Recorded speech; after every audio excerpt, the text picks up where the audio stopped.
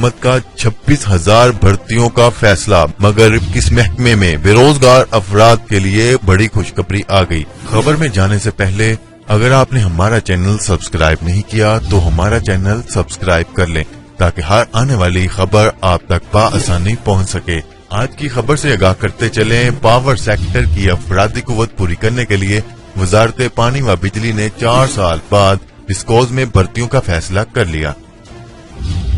News report کے مطابق power division Irfan علی نے گزشتہ روز ویڈیو لنک کے ذریعے ڈسٹریبیوشن کمپنیوں کے چیف ایگزیکٹو آفیسرز سے خطاب میں افرادی قوت کی کمی پورا کرنے کے حوالے سے احکامات دیے، جس کے تحت 4 سال بعد وابڈا میں بھرتیاں کی جائیں گی۔